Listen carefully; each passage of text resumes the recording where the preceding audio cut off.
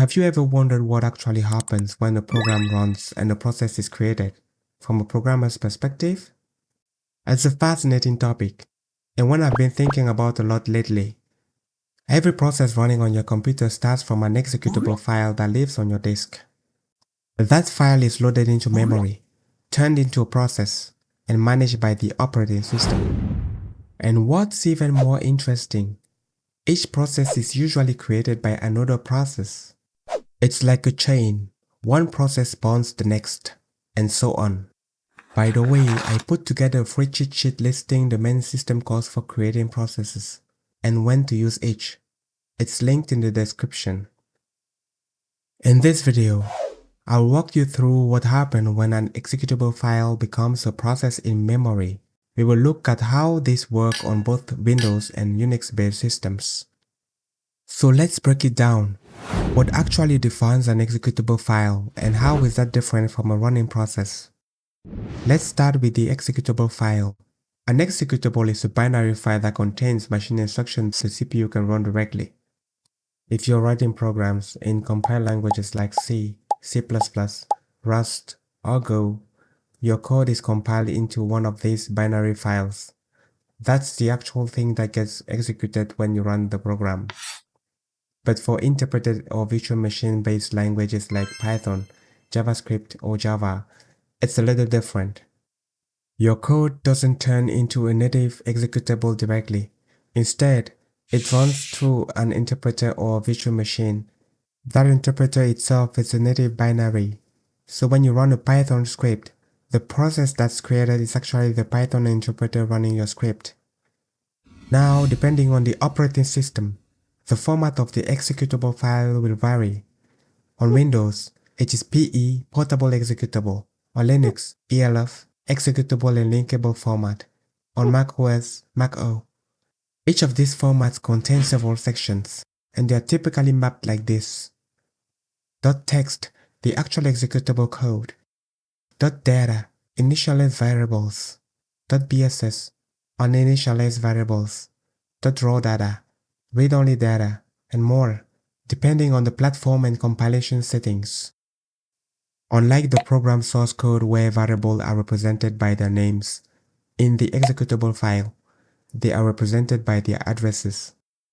The operating system loader uses this information to map the sections into memory correctly. Some of these sections are read-only, while others can be read and written. Now let's look at what happens when this file becomes a process in memory. A process has two main parts, its own memory space, and a process control block, or PCB.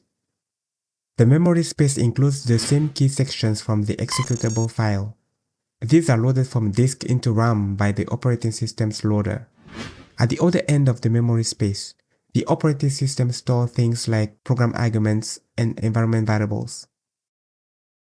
The PCB, on the other hand, lives in kernel memory, so it's only accessible by the operating system.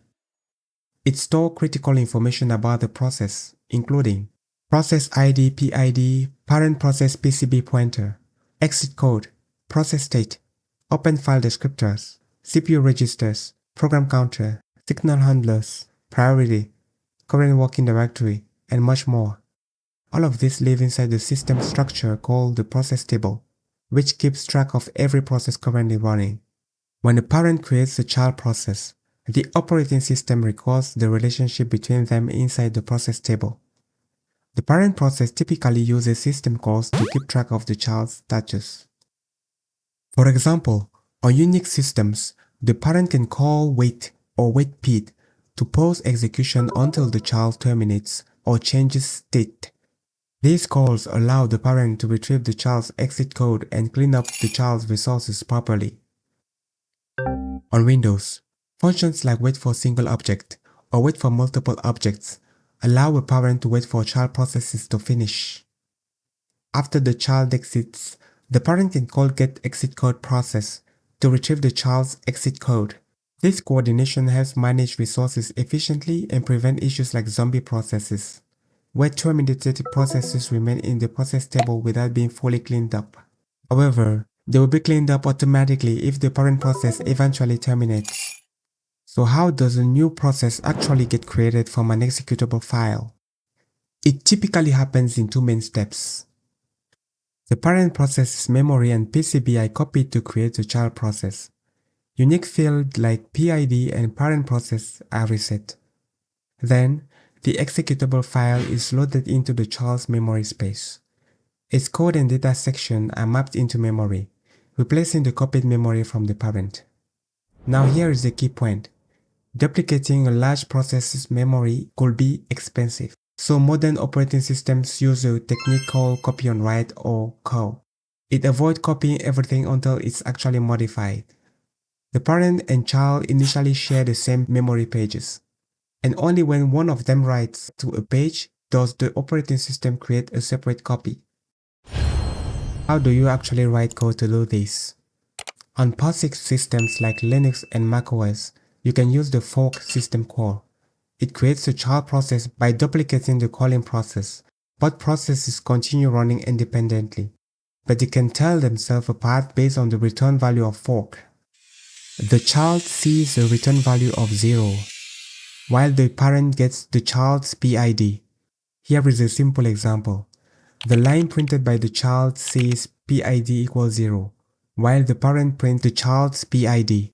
If you want the child to run a different program entirely, you use one of the exec functions. These replace the current process image with the new one loaded from an executable file. For example, using printf, you could create a child process that prints the value of an environment variable called env1. There are several versions of exec that let you pass different arguments or work with different executable formats. Unix systems later introduced clone on Linux as a fork replacement for more control, and POSIX spawned for more efficient process creation, combining forking and executing. On Windows, the approach is a bit different. You use the CreateProcess function. It creates a completely new process in its primary thread, loads the executable into a new memory space, and sets up the PCB.